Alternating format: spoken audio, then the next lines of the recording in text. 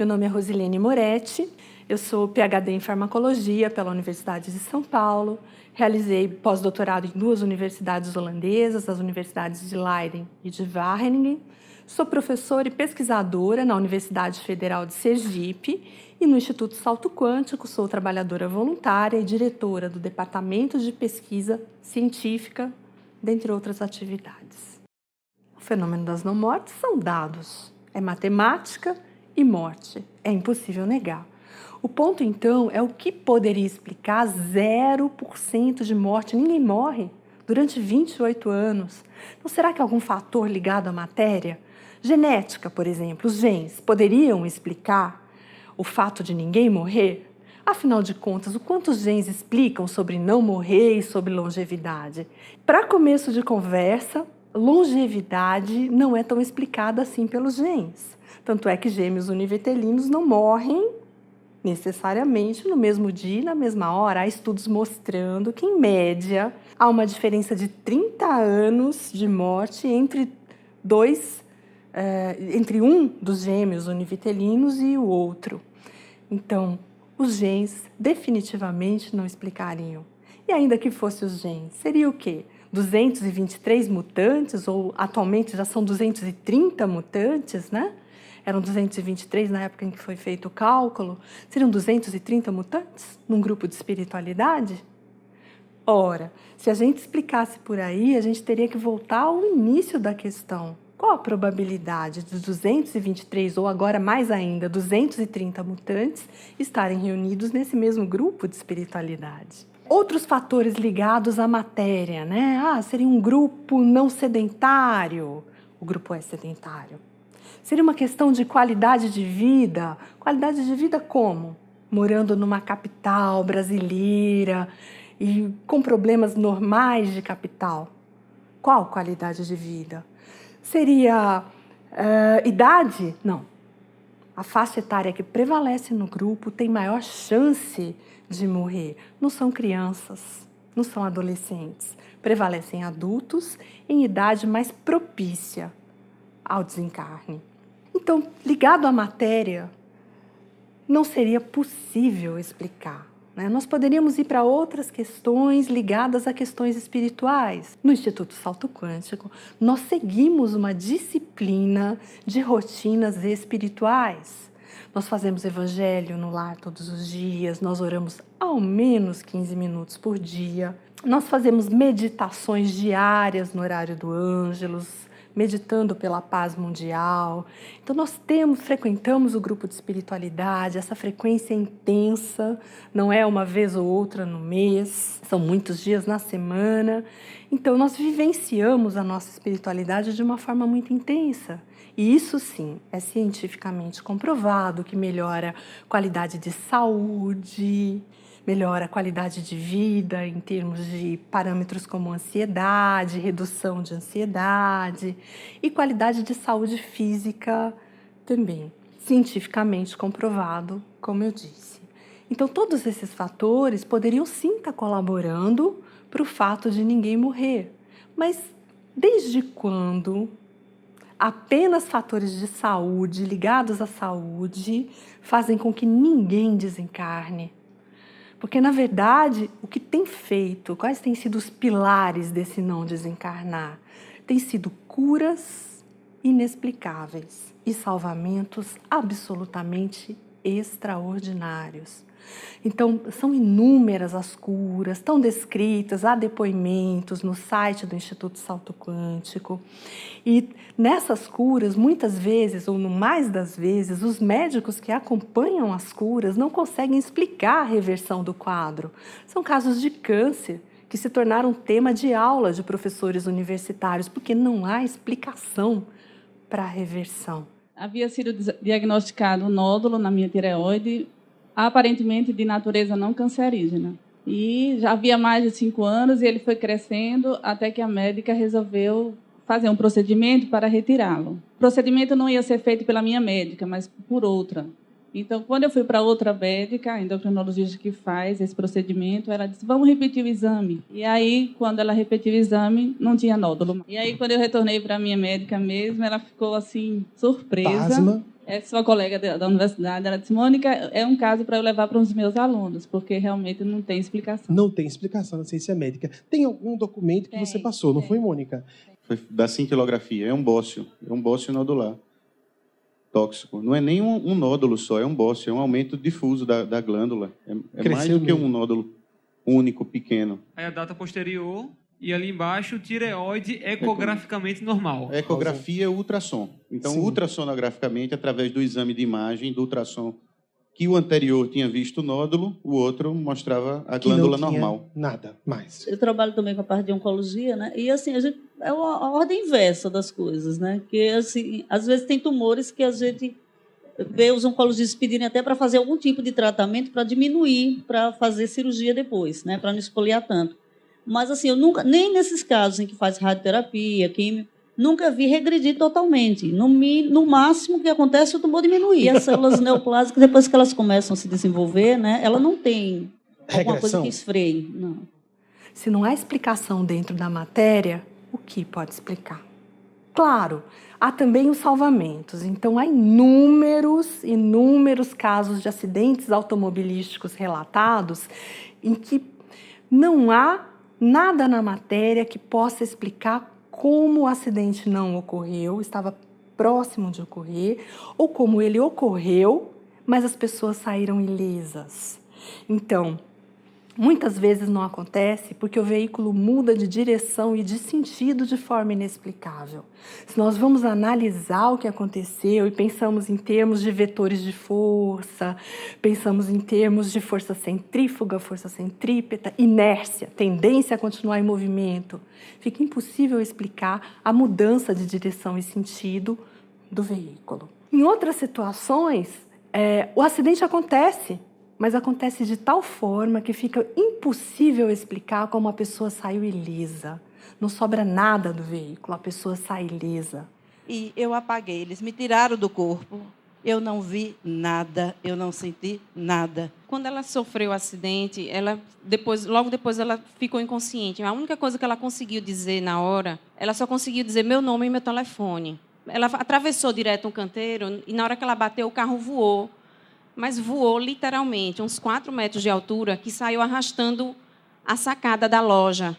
Lá no alto da loja, o letreiro da loja, uma loja de autopeças. Ela saiu comendo todo o letreiro e saiu capotando várias vezes. Eu parei o carro no meio da rua e saí correndo, deixei o carro lá abandonado e fui correndo a pé. Pessoas no meio do caminho dizendo, minha filha, não vá não, porque a pessoa que está lá não deve estar viva. Então, nada vinculado à matéria, à física newtoniana, explica o que está acontecendo nesse grupo em termos de curas e salvamentos. Claro que curas extraordinárias e salvamentos extraordinários acontecem em muitos agrupamentos de espiritualidade ou mesmo religiosos, mas em 100% dos casos, garantindo 0% de morte durante 28 anos, a começar pelo primeiro acidente descrito, que foi com o próprio líder espiritual do grupo, Benjamin Teixeira de Aguiar. Então, alguma coisa muito diferente está acontecendo nesse grupo de espiritualidade. Acontece em outros? Acontece. Deus não pertence a nenhum grupo e a nenhuma religião. A pergunta não é uma questão de pertencimento, a pergunta é uma questão de por que esse grupo está com um fenômeno não descrito para outros? Por que um fenômeno tão intenso como o fenômeno das não-mortes, com 0% de morte durante 28 anos? Esse é o ponto. Por que nesse grupo e por que 0%? Um autor de ciência pós-materialista, que é o Larry Dossey. Larry Dossey é um médico texano, um dos pioneiros do século XX em ciência pós-materialista e editor de uma revista. No editorial de revista, ele fala sobre uma pergunta que é a e se? E se é uma pergunta comum em ciência? E se isso fosse assim? E se pudéssemos provar tal coisa? E se pudéssemos fazer isso? E ele nos lembra que, na verdade, o e se é uma pergunta que pervaga a história da humanidade. Então ele faz o seguinte raciocínio. Um de nossos ancestrais, não exatamente com essas palavras, mas um de nossos ancestrais, um dia, fez uma pergunta do tipo e se? E se nós pudéssemos fazer fogo? E se nós pudéssemos fazer a roda? E se nós pudéssemos domesticar animais? E se nós pudéssemos cultivar grãos? E se nós pudéssemos navegar ao longo do mundo?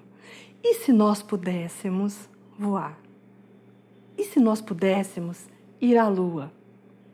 E ele finaliza, hoje nós temos um novo e se? E se nós pudéssemos provar que Deus existe? Está provado. O fenômeno das não-mortes é a prova matemática da existência de Deus. Como explicar tantas curas de câncer? Como explicar tantas mudanças de rota ou tantos acidentes que são evitados? Tem que existir uma força superior. Tem que ser Deus. Não há como ser outra coisa. É muito mais, vai muito além da preservação da vida física, porque o fenômeno das não-mortes nos traz vida, mas vida em abundância e vida em todos os sentidos. Não é uma questão de vida física, mas de um desabrochar espiritual de toda uma coletividade humana que vem através dessa assinatura das não-mortes, dessa assinatura sobre o trabalho de Benjamin Teixeira de Aguiar e sobre a mediunidade dele. Olha, a mediunidade de Benjamin é fabulosa. E eu falo isso em termos de dado, eu falo isso baseada em artigos científicos sobre estudo de mediunidade. Como é que a ciência avalia a mediunidade, né? Ela avalia através da precisão dos dados. Ela avalia através de tipos de dados muito simples. Então, os estudos científicos são sobre dados, muitas vezes, do tipo sim ou não. Então, o médium acerta questões muito simples. E já Benjamin traz dados muito precisos, para pessoas muito específicas, fazendo parte de um contexto muito específico para a pessoa. Esses dados, eles, além de não serem genéricos, não poderem ser utilizados para qualquer situação e qualquer pessoa, eles muitas vezes têm tempo determinado, tal situação aconteceu com você, tal dia, ou há 10 dias, há uma semana, ontem de manhã, ontem à tarde. Em termos de teor, são questões que são assuntos de prece, de pensamento das pessoas. E se nós fôssemos para uma mediunidade comum, corriqueira na Terra, né, se considera que em torno de 50% a 75% de acerto, de precisão de acerto, de confirmação do dado pela pessoa que recebe, 50% a 75% é um índice muito alto, medido em geral para perguntas do tipo ou isto ou aquilo, sim ou não. Se nós pegarmos as mensagens que Benjamin traz com 50 dados desconhecidos, 30 dados desconhecidos, 80 dados desconhecidos, vamos ficar num número baixo, vamos fazer um cálculo conservador. Uma mensagem que tenha sido confirmado, 30 dados com precisão. A precisão dele normalmente é de 100%, o que já por si só já é raro. Mas vamos considerar 30 dados com confirmação de quem recebeu que estão precisos. Se fossem dados simples, do tipo sim ou não, não são. São bem mais complexos. Mas se fosse simples, fazendo então um cálculo muito conservador, sim ou não, 50% de chance de sim, 50% de chance de não. 30 dados, com 50% de chance de acertar em cada um, então seria 50%, usando o princípio da multiplicação, na verdade nós elevaríamos 50% a 30%. 50% elevado a 30 dá uma probabilidade de acerto de 10 a menos 9, ou seja, a probabilidade dele ter acertado seria de 0,000000001, P igual a 10 a menos 9. Ou seja, a probabilidade de acertar seria baixíssima, seria impossível, em termos de probabilidade, acertar. Então, definitivamente, o Instituto Salto Quântico é a casa dos impossíveis matemáticos, tanto no fenômeno das não-mortes, quanto na mediunidade do líder espiritual que conduz o grupo. É uma mediunidade fabulosa. Acertar um dado ou outro poderia ser sorte, mas acertar 30 dados, 50 dados precisos, isso não pode ser sorte. Outras leituras que se faz contrárias ao fenômeno mediúnico, né? Poderia ser leitura fria. Né? Leitura fria é uma técnica que envolve leitura de linguagem não verbal e que permite muita precisão de acerto do que está sendo dito. Mas para fazer leitura fria, o médium teria que estar olhando para a pessoa e Benjamin não olha. Muitas vezes ele recebe as mensagens no escuro, na palestra. Outras vezes ele diz, olha, não vou olhar para você, para eu poder olhar para os guias e poder ouvir melhor o que eles estão dizendo, então ele não olha para quem está recebendo a mensagem. E dizia-se mais, olhe que eu me achava uma boa irmã, mas eu estou me sentindo uma irmã amarga ou indiferente com os meus irmãos. Eu já achava, não me condenava mais, por isso eu tinha isso resolvido, são todos adultos, cada um cuida de sua vida. Mas e agora me cobrando? O que é isso, esse conflito de me cobrar? E esse conflito muito forte, será que eu estou obsidiada? Ou isso é inspiração do plano superior? O que será? Lili, desculpe se houve alguma falha, mas você pode confirmar, porque pode acontecer alguma falha de filtragem. Na parte, é ela falando. Eu só posso garantir pela vibração a sintonia do plano superior. Mas algum dado pode estar ou impreciso, ou você pode dizer... Exatamente isso mesmo. Muito agradecido. Então, vamos encerrar com a prece final. Em outras situações, ele recebe mensagens em cabine mediúnica, sem contato visual nenhum com as pessoas. Então, leitura fria tem que ser absolutamente descartado. E não são informações que Benjamin poderia ter lido, ter visto. São informações muito precisas para cada pessoa. Os próprios destinatários dão depoimentos dizendo, afirmando que ninguém teria como saber, eles não comentaram com nenhum encarnado aquela informação. Que dirá com Benjamin, que é uma pessoa ocupadíssima? Muitas vezes não comentaram com o cônjuge, muitas vezes não comentaram com os mais próximos, no mais das vezes não comentaram. E esses depoimentos disponíveis na internet podem ser analisados. Quem quiser pode analisar a linguagem não verbal e vai verificar que a pessoa está falando a verdade. Essas informações não chegaram até Benjamin.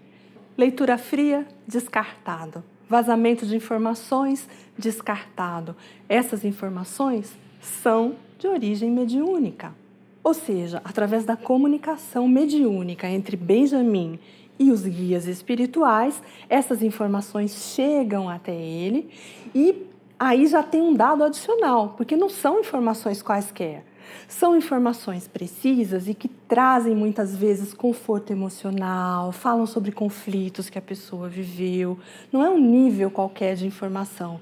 São informações que vêm dos guias espirituais, guias esses que nos acompanham no dia a dia, que nos conduzem no nosso crescimento espiritual, em comunicação com Benjamin através da mediunidade. Portanto, são dados que Benjamin não tinha como saber. Não pode ser leitura fria, não pode ser sorte. A probabilidade de acertar esse tanto de dados é baixíssima, ou seja, o conjunto nos traz evidências científicas sobre a mediunidade de Benjamin. Por exemplo, tem um episódio no site, publicado no site, em que Benjamin cita para uma pessoa que está recebendo a mensagem o nome de uma tia dessa pessoa, que é Paulo Soares. O nome dessa tia é Celuta. Benjamin acertou o nome da tia. Paulo Soares não lembrava da existência dessa tia, teve que consultar o pai para saber. O pai assustou ao ouvir falar dessa tia. Qual a chance de alguém falar de uma tia chamada Celuta, um nome tão incomum, e acertar? Se fosse um nome comum, Maria, mas Celuta. Mais do que isso, a própria pessoa destinatária da mensagem não tinha conhecimento, teve que ir atrás. Então, isso é mais uma prova de que o fenômeno é mediúnico e provém de comunicação mediúnica entre Benjamin e os guias espirituais. E fui, em seguida, conversar com meu pai e perguntar a ele se tinha. Ele já tomou um susto quando eu falei o nome. Nem disse do que se tratava, em que situação tinha vida, mas perguntei o nome, ele já tomou um susto. Era uma tia que tinha alguma ligação com ele, desencarnada já há muitos anos. Ficou assustado assim, quando eu falei o nome, confirmou que, de fato, era uma tia dele. Quais são as provas irrefutáveis? Quando o Paulão não sabia, não tinha a menor ideia, isso é irrefutável. Não era a memória dele sendo lida por telepatia. Esses são os argumentos de quem é contra, a gente tem que trabalhar isso. Durante uma das palestras de domingo, chegam várias questões nessas palestras e chegou uma questão de uma senhora do Rio de Janeiro.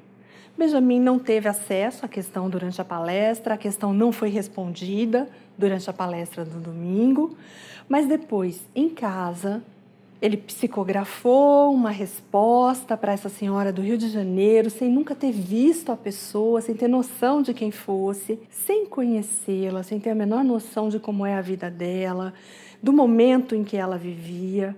E a senhora recebeu a psicografia e ficou extremamente tocada, porque a psicografia ia de encontro com o momento e com angústias que ela vivia, e com uma precisão muito grande.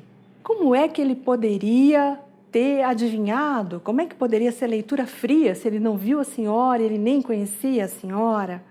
A única explicação é que isso foi uma comunicação mediúnica, recebida por mediunidade em comunicação com os guias espirituais.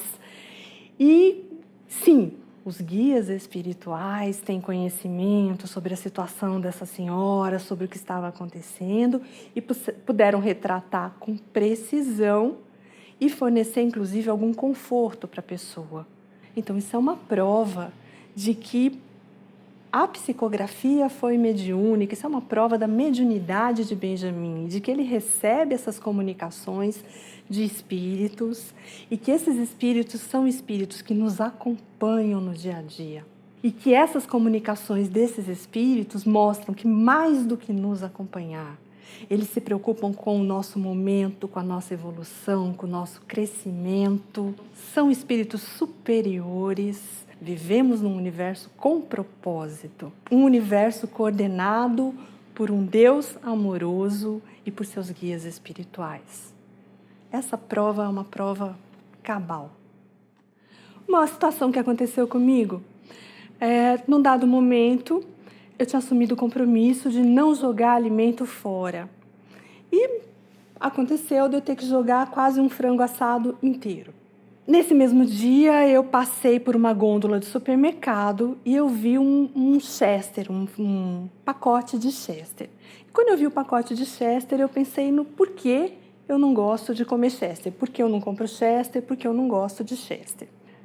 No espaço de 2 dias, no máximo, entre 1 ou 2 dias depois, Benjamin me passa um áudio em que ele cita exatamente as palavras frango assado e Chester.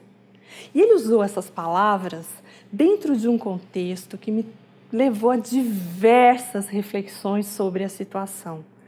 Então, eu não comentei com nenhum encarnado, foi um pensamento quando eu passei por uma gôndola de supermercado, foi um pensamento quando eu coloquei um frango no lixo, não comentei com nenhum encarnado, não poderia ser leitura fria, Benjamin não me viu fazendo isso. Não poderia ser sorte? Poderia ser sorte? De forma nenhuma. É muita coincidência, é frango assado e Chester. Chester é uma ave que não é de grande consumo no Brasil, que não se fala muito a respeito. Poderia ser coincidência? Não. Definitivamente era uma mensagem vinda através de Benjamin, mas enviada pelos guias espirituais que nos acompanham, estavam acompanhando o processo, a minha crise de consciência ao jogar comida fora e o que eu pensei em seguida, e dando provas de imortalidade da alma, colocando exatamente as mesmas palavras em um contexto muito específico do meu dia a dia. É uma prova de imortalidade da alma, é uma prova de que foi mediúnico e de que Benjamin estava sendo conduzido pelos guias espirituais. E teve um outro, que foi até tema de provas de imortalidade da alma, que é uma sessão que acontece na palestra de domingo e que todos podem acompanhar através do ícone no site. E nesse depoimento eu falava sobre uma situação em que eu tinha um pensamento e, paralelamente ao pensamento, chegava áudio do Benjamin na minha caixa postal. Eu fiz mentalmente algumas perguntas dirigidas não a Benjamin, mas ao espírito Eugênia Aspásia. Eu perguntei, será que a senhora teria permissão para responder essas perguntas que eu fiz? Imediatamente após eu perguntar, Benjamin enviou o áudio, utilizando voz próxima de voz feminina e respondendo exatamente as questões que eu tinha feito. Eu perguntei se Eugênia e os espíritos que coordenam esse trabalho estavam satisfeitos com o trabalho que eu tenho realizado. A resposta foi específica para essa pergunta e foi precisa. 3 dias atrás, mais ou menos, eu pensei sobre a preleção que eu fiz em Nova York, na sede da ONU, na semana passada, né? Nós estamos em novembro de 2015. Benjamin, com essa voz, tendendo a feminina, que nós identificamos como a voz do espírito Eugênia, né? Falou especificamente sobre isso, repetiu os termos do meu questionamento, disse que discordava com relação a regravar a preleção, pelos mesmos motivos que eu tinha pensado, mas disse de uma forma muito mais detalhada e muito mais elegante. Mas 5 minutos depois, eu estava pensando em como esse áudio que eu tinha recebido daria uma prova de mortalidade da alma, de que estamos sendo acompanhados. Imediatamente em seguida, chegou um áudio me convidando para estar aqui falando sobre o áudio recebido como prova de mortalidade da alma. Pouco tempo depois, eu estava pensando em quanto tempo eu teria para falar. Quase paralelamente ao meu pensamento, chegou um áudio de Benjamin dizendo que eu teria entre 15 e 20 minutos. Vocês podem acompanhar vendo no site. Olha, Benjamin é um grande mentor espiritual encarnado. Benjamin é um espírito muito desenvolvido, muito acima da média planetária, muito acima da média da Terra. E que encarnou claramente com a missão de acelerar, de catalisar a evolução de coletividades. Então, nós percebemos isso a partir das atitudes de Benjamin, da fala de Benjamin. E nós podemos pensar isso em termos de dados. Então, isso não é uma questão opiniática, isso são dados. Que tipo de dado? Ora, os espíritos que Benjamin canaliza através da mediunidade são espíritos de altíssima envergadura, o que pode ser medido pela fala desses espíritos e pelo que elas trazem em termos de evolução. Que espírito poderia encarnar para canalizar essa faixa de conhecimento, essa faixa de sabedoria, se não um espírito muito desenvolvido a ponto de permitir esse tipo de sinergia entre os espíritos desencarnados de alta envergadura e ele. E um outro dado muito forte é o fenômeno das não-mortes, porque o fenômeno das não-mortes ele é uma assinatura de Deus, ele é claramente uma assinatura, ele é impossível. A única forma de acontecer tem que ser através de Deus. E Deus colocaria essa assinatura em um trabalho coordenado no plano material por qualquer médium? Não, necessariamente é um médium de alta envergadura espiritual, muito consciente da responsabilidade, muito consciente do que é a causa, do que é o trabalho, e da seriedade e do compromisso que é dirigir um trabalho espiritual com a assinatura clara de Deus. Deus só colocaria uma assinatura dessas nas mãos de um líder que de fato tivesse envergadura espiritual e moral para poder trabalhar, para poder levar essa obra adiante. É Benjamin. Então, Benjamin continua com o programa de televisão, porque isso ainda está em uso, embora caindo em desuso, mas o forte do trabalho é através das mídias sociais, do Facebook. São já 2 milhões de seguidores, agora em fevereiro de 2016, quando nós estamos gravando essa entrevista, né? Praticamente 2 milhões já. O que ele traz vem de encontro com o que a humanidade do século XXI está buscando, vem de encontro com uma sede muito grande dessa humanidade. Ele fala sobre mediunidade, fala sobre espiritualidade e com uma grande adesão mundo afora. O Facebook em português já alcança mais de 128 países. No Facebook em inglês, ele já atinge países da Ásia, países de maioria muçulmana. Então, vejam, Benjamin hoje fala com um nível muito alto sobre a nossa natureza espiritual, sobre mediunidade, sobre comunicação entre mundos, traz a comunicação entre mundos para o que a gente poderia metaforicamente dizer, os 4 cantos da Terra, para todo o planeta. É uma questão de números, de dados. Os números do Facebook e das mídias sociais deixam muito claro quem é Benjamin. Benjamin é absolutamente coerente e o que ele diz é o que ele vive, é o que ele pratica. Então, o que ele traz em termos de ensinamento, ele pratica. Então, ele não fala por falar, ele não está pregando uma teoria vazia, não. O que ele prega está no cerne de Benjamin. Ele traz, na verdade, uma forma de ser, pensar e agir que não é comum na Terra, que é, obviamente, de outro nível, de outra faixa evolutiva. Então, está no cerne dele. Nós aprendemos demais com isso. Nós aprendemos muito com Benjamin pelo exemplo. É amoroso. Benjamin é amoroso, de uma amorosidade que é difícil de escrever. É uma amorosidade muito distante do que nós vemos no cotidiano, entre os nossos amigos, os nossos parentes, né? E ele é amoroso ao falar, ele é amoroso ao calar. Então, Benjamin não mente, essa é uma outra característica dele. Mas muitas vezes ele não fala. Ele fala muito tempo depois, né? Então, ele não fala, porque às vezes falar seria uma forma de machucar, se fosse na hora errada, seria uma forma de destruir. Então, se ele não tiver um propósito maior ou sentir que não vai ser construtivo, muitas vezes ele cala. Em outras situações, ele fala, e a fala é uma fala firme, que catalisa o nosso crescimento. É uma fala firme de quem tem a coragem de intervir, a coragem de se expor para mostrar onde nós estamos errando. Então, ele é amoroso de todas as formas possíveis.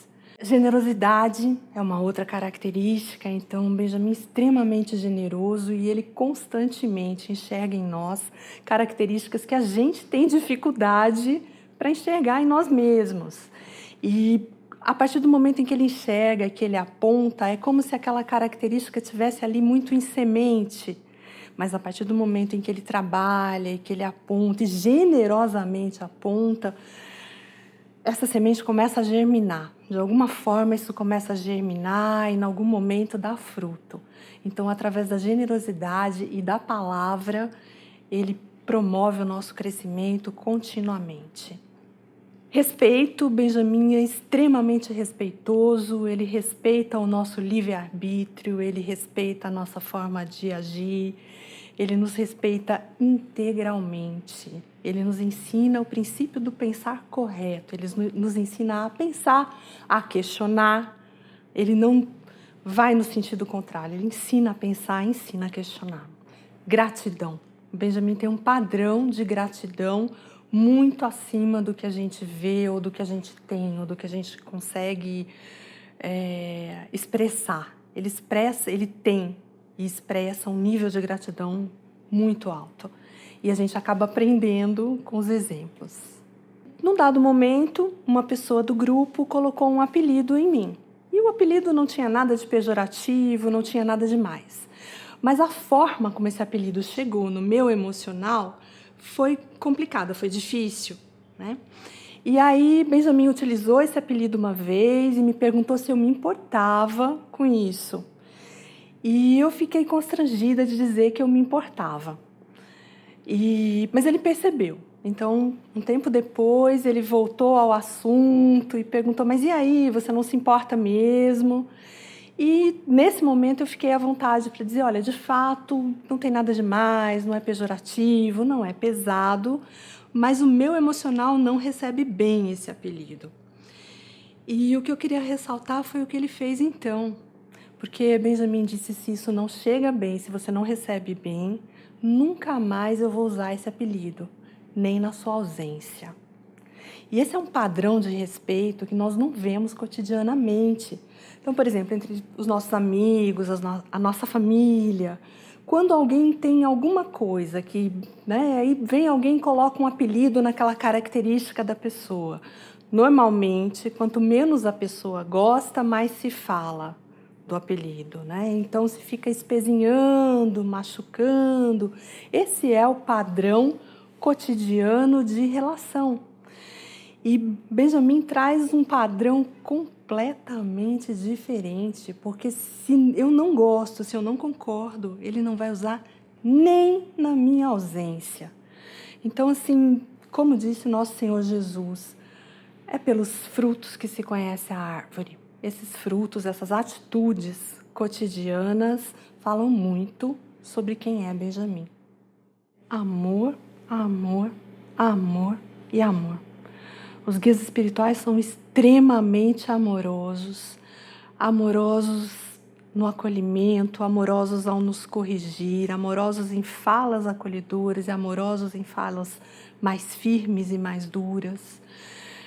Eles nos acompanham o tempo todo. Basta ter olhos de ver, ouvidos de ouvir, que é possível perceber em situações individuais, em comunicações pessoais, que no fundo não são apenas pessoais, elas em geral trazem informações que vão servir para o crescimento coletivo, ou mesmo em palestras coletivas ou psicofonias, enfim, nas preleções, fica muito evidente que nós somos cuidados por esses guias espirituais, que eles existem, eles cuidam de cada um de nós, eles nos conduzem nesse crescimento espiritual, eles nos conduzem a crescimentos internos incomensuráveis. Como nós mudamos em contato com essa filosofia e com essa condução e com esse amor que vem dos guias espirituais, é impossível colocar em palavras. É muito amor. Os frutos são fabulosos, né? E pelos frutos nós conhecemos a árvore. Nós temos, assim, tudo a agradecer, tudo a agradecer. Agradecer pelo fato de poder estar participando desse grupo, que é um grupo histórico, o Fenômeno das Não Mortes é histórico, de poder estar trabalhando nesse grupo, de poder estar convivendo com o Benjamin. E quando nós acompanhamos os textos psicografados, quando nós acompanhamos as psicofonias dos mestres através da mediunidade de Benjamin, fica claro que são personalidades distintas, com estilo distinto do de Benjamin, com construções diferentes e com contextualização do que é dito, diferente do de Benjamin.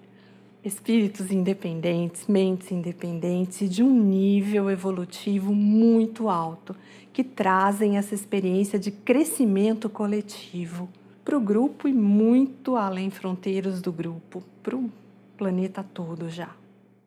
Essa linha de pensamento vejo como revolucionária em vários sentidos, são temas e são abordagens que não é possível encontrar em outros grupos que sejam ou de religião ou de espiritualidade. Eles trazem uma forma de viver a espiritualidade muito voltada para o século XXI, muito voltada para a geração milênia, que é a geração que se declara tendo espiritualidade, mas não vinculada à religião. É completamente desvinculado de dogma. Não tem dogma, não tem mistério, tem princípio do pensar correto, paradigma da totalidade. Então, são formas de ver o ser humano como um todo. Não tem subserviência, você não tem que ser subserviente a uma ideia ou a alguém. Você deve pensar, raciocinar, é a fé raciocinada. Um dos princípios fundamentais, um dos pontos fundamentais é o que é felicidade dentro dessa escola. Porque é a vivência da fé verdadeira, é felicidade a partir da origem etimológica do termo em latim, fé lícita, fé verdadeira. Então, felicidade não é euforia, não é se contentar com questões momentâneas e mundanas. Felicidade é um dever e deve ser vivido como a busca pela fé verdadeira. E a fé verdadeira que é a fé que é expressa à medida em que nós servimos. É uma fé que aumenta propicia a nossa conexão com Deus, com a espiritualidade, mas que é muito voltada para o servir e para ganhar consciência de que somos servidores, de que o importante é servir. É assim que eu vejo. Olha, as mudanças são indescritíveis e incomensuráveis. Se a gente pensar em termos de disciplina espiritual e mudança de padrão interno, isso é científico, isso está descrito na literatura. Mas no salto quântico nós vivenciamos cotidianamente. Parece que nós vivemos várias encarnações em uma, e um ano é mudança demais por ano, por mês, por semana. Então, nós vemos mudança de padrão, eu vejo mudança de padrão interno e padrão de relacionamento e comportamento externo e de intervenções no mundo que nos cerca. Situações familiares, situações de trabalho, é o antes e o depois. Em termos de paz, de respeito ao outro, de solidariedade, de fraternidade. Então, as disciplinas nos mudam por dentro e as aulas e os ensinamentos catalisam um crescimento que não há palavras para descrever. Mudança de padrão é descrita em ciência, né? Então, meditações pela paz ou pela redução da violência, esse mede índice de redução. Mas no salto quântico, nós vemos isso dentro de casa. Então, nós fazemos evangelho no lar todos os dias. E o padrão da casa muda, o padrão energético, o padrão de relacionamento das pessoas muda com o evangelho no lar diário. Outra coisa, as orações. Nós somos convidados, na verdade, nós fomos ensinados a orar ao menos por 15 minutos ao dia, ao menos 15 minutos. Mas se nós amanhecemos e já iniciamos o dia com os nossos minutos de oração, o padrão do dia é outro, em termos de paz, de tranquilidade, de como flui o dia. E assim, o mesmo para a hora do Ângelus, né? Quando nós fazemos uma meditação a convite de Nossa Senhora, e Nossa Senhora tem se manifestado nessa casa. Nessas manifestações, Benjamin se coloca como o último elo da cadeia. Ele coloca como Eugênia Aspásia vê e ouve Maria Santíssima e canaliza e passa para Benjamin. Então, ele se coloca como o último elo em termos de mediunidade. Mas as provas são provas irrefutáveis de que é Maria Santíssima e está falando através da mediunidade de Benjamin, semana após semana, para nós encarnados. As provas de que é Maria Santíssima se manifestando são provas cabais. É fenômeno do sol, fenômeno das não-mortes, a assinatura de Deus sobre a casa. Então, é Maria Santíssima. Nessas manifestações, um dos pedidos que ela fez foi para que nós fizéssemos uma meditação ou oração diariamente no horário do Ângelus. Essa meditação pode durar de 5 minutos a partir das 18 horas, então de 5 a 30 minutos, todos os dias. E essa oração é uma oração ou uma meditação pensando na paz do mundo, com intenção de aumento de paz, fraternidade, solidariedade entre os homens. E nós verificamos no nosso dia a dia a paz se instalando, a fraternidade aumentando, a solidariedade aumentando. Então, nós vemos resultados práticos, cotidianos. É muito mais do que ler um artigo científico sobre redução de violência em Washington após meditação. É muito mais do que isso. É o nosso dia a dia modificado. Então, antes do salto quântico, eu era muito deprimida. Eu vivia extremamente triste, eu tinha uma sensação de vazio muito grande, de falta de propósito para viver. E o salto quântico me trouxe vida, em todos os sentidos, vida em abundância. Eu não fico mais deprimida. Então, se eu pensar na minha vida, em toda essa encarnação, e talvez eu pudesse pensar nas anteriores também, mas em toda essa encarnação já é muito. Coisas como trabalhar, ter poder, ganhar dinheiro, coisas do mundo que acabam com a vida física, O sentido da vida não pode estar nisso. O sentido da vida tem que estar no fundamental, no que fica após a morte do corpo físico, que é a nossa natureza espiritual. E essa conexão com Deus e com a espiritualidade. É isso que dá sentido. Seria o antes e o depois de ingressar, de fazer parte do grupo de trabalhadores do Instituto Salto Quântico. Olha, o que eu vou acrescentar, na verdade, deveria ser o início, não o final, que é o agradecer, agradecer e agradecer. Agradecer a Deus, deusa, né? Deus Pai, Deusa Mãe. Agradecer aos nossos mestres espirituais, Eugênia Aspásia, Mateus Anacleto. Agradecer a Benjamin Teixeira de Aguiar, porque sem que ele viesse para essa encarnação, sem que ele aceitasse essa encarnação, sem a mediunidade dele, sem o compromisso dele com a causa, a gente teria o quê? Nós não teríamos as psicofonias, as psicografias que tanto fomentam o nosso crescimento. E nós, não só nós que estamos aqui no Instituto Salto Quântico, nós os que moramos em Aracaju ou Pernambuco, em Recife, ou nos Estados Unidos, em Bethel. Não, é o planeta todo. Então nós temos muito a agradecer a Deus, aos mestres e a Benjamin Teixeira de Aguiar, que estão trazendo essa mudança de padrão para todo o planeta. E essa noção de conexão com Deus, de vivência de espiritualidade, de sentido para o existir, é muito mais do que estar encarnado. Então é agradecer, agradecer, agradecer, agradecer, agradecer.